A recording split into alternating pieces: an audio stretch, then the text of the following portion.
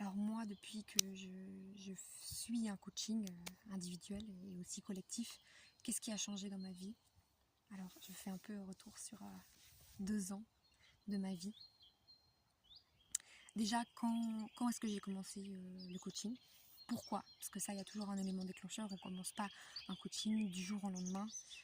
Généralement, il faut avoir du temps, il faut vouloir faire un travail sur soi.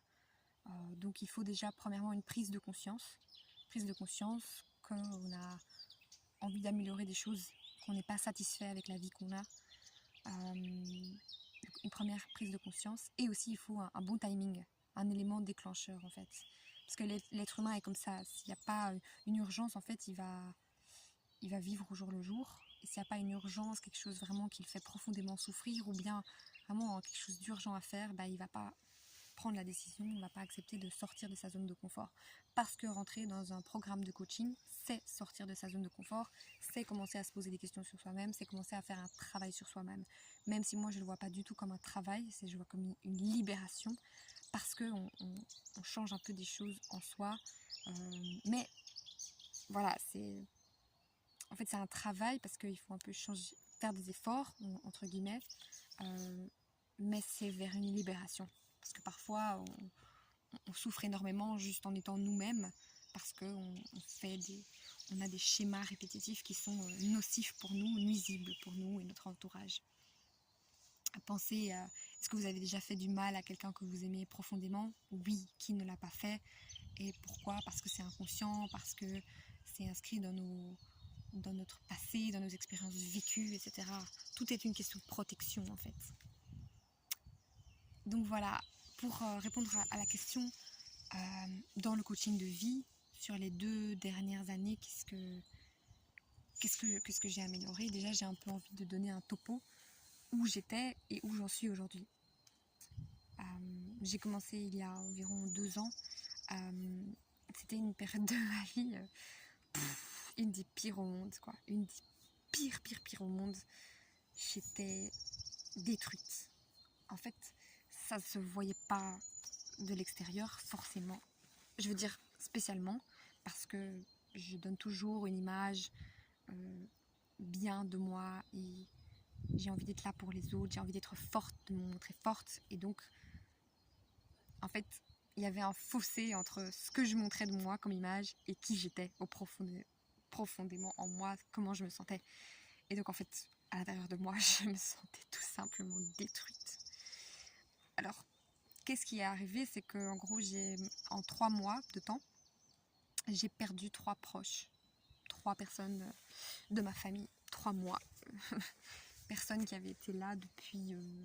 2 personnes depuis ma naissance et une personne depuis une séparation dans ma famille. Donc une séparation dans une famille, c'est aussi toute une stabilité qui s'écroule, tout un monde stable qui s'écroule, donc vous vous sentez profondément insécure.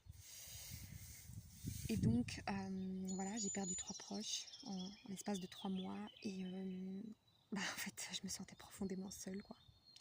Seule face à cette souffrance, seule parce qu'il y avait ces personnes, il y en avait 2 d'entre elles que je voyais énormément, qui m'apportaient énormément dans ma vie, et que voilà, je ne pouvais plus jamais les revoir. Donc, premièrement, c'était une prise de conscience que voilà, rien n'est éternel et qu'il faut avancer, bordel de merde, il faut avancer dans sa vie, il faut construire des choses, parce que il y a des personnes qui ont vécu et elles sont pas satisfaites de leur vie, quoi. Voilà, elles sont pas en paix quand quand elles quittent ce monde. Donc c'était ça.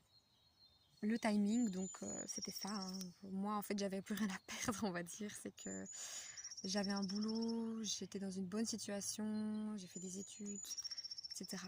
J'avais un boulot qui me stimulait intellectuellement, magnifique.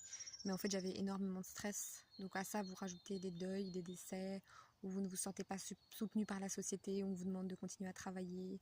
Vous pouvez pas vraiment en parler autour de vous parce que c'est considéré comme de la vulnérabilité, etc. En fait, tout ça, ça crée un climat vraiment débile, quoi. Franchement débile. Je suis profondément révoltée par rapport à ça. moi j'étais en Afrique, j'étais sur d'autres continents, même dans d'autres pays, et le deuil, on le vit ensemble, quoi.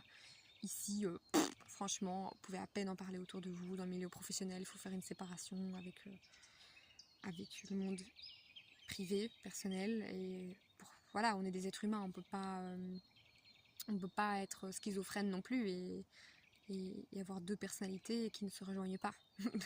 Donc voilà, moi j'ai essayé un temps, et puis voilà, il y a un moment où j'ai décidé de changer de travail. Et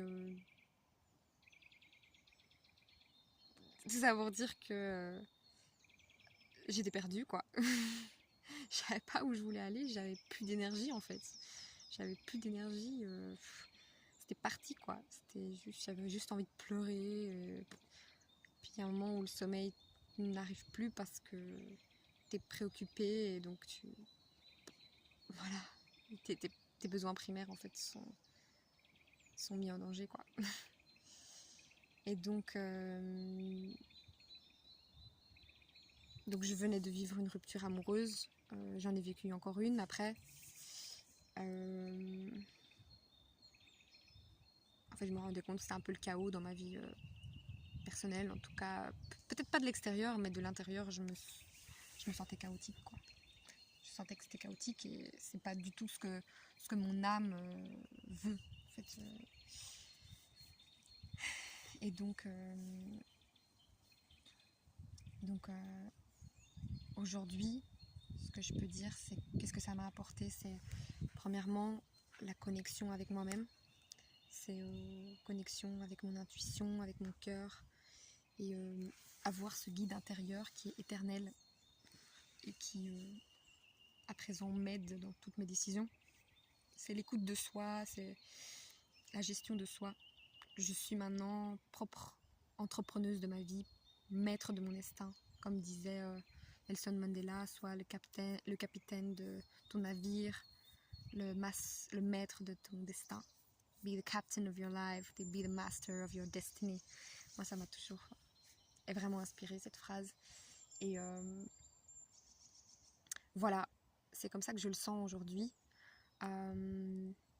Et donc voilà, j'ai changé de travail. Alors, au lieu de prendre un travail qui est en fonction de mes capacités intellectuelles, en fait, je me suis rendu compte que j'avais besoin de quelque chose de plus corporel, de plus, je pouvais plus être en fait dans un travail qui me stimulait intellectuellement. Là, c'était riche, mais là, j'avais rien.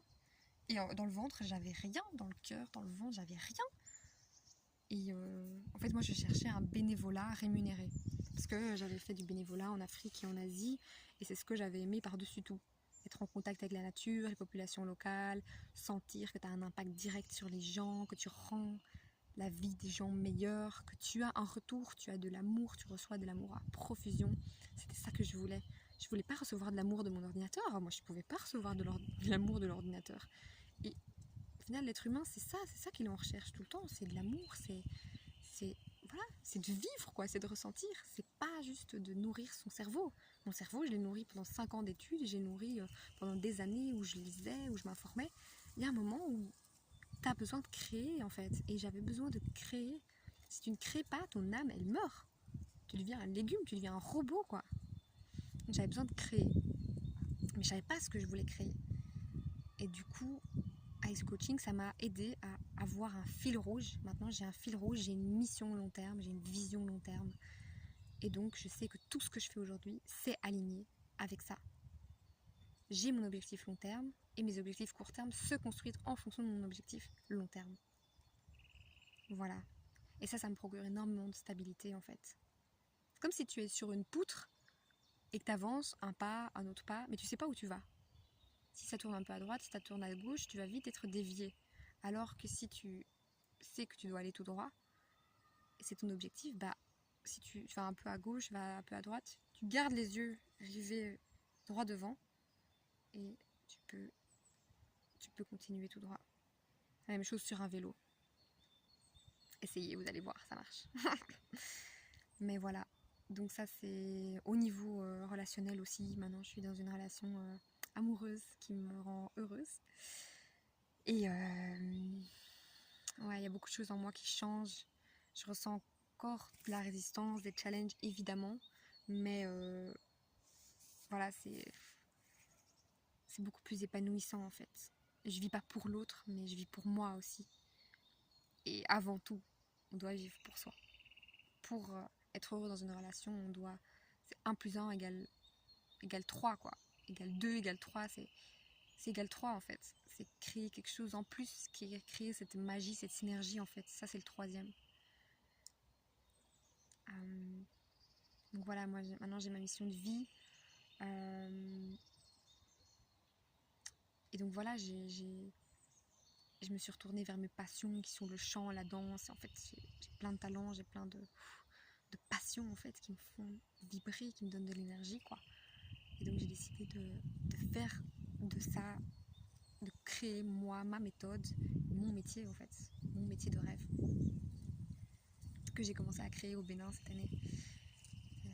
Créer ce projet de développement qui allie le coaching et la musique. Et dans la musique, il y a les instruments, il y a la danse, il y a la voix. Et je suis entourée sur mon chemin, il y a des personnes qui sont incroyables, qui m'inspirent, un truc de dingue et que je compte bien suivre parce que ces personnes, elles sont rares. Voilà, et aujourd'hui, en fait, pourquoi moi je suis coach de vie, pourquoi j'aide des gens sur leur parcours, c'est parce que j'ai envie juste de partager cette méthode. Si tout le monde utilise ça, mais la vie serait autrement, la société serait différente. L'éducation serait différente. C'est comme une renaissance. C'est comme une renaissance, ce coaching pour moi. Je suis une nouvelle personne. Je vois la vie différemment, je vois les choses autrement, je comprends, et je crée surtout, je crée.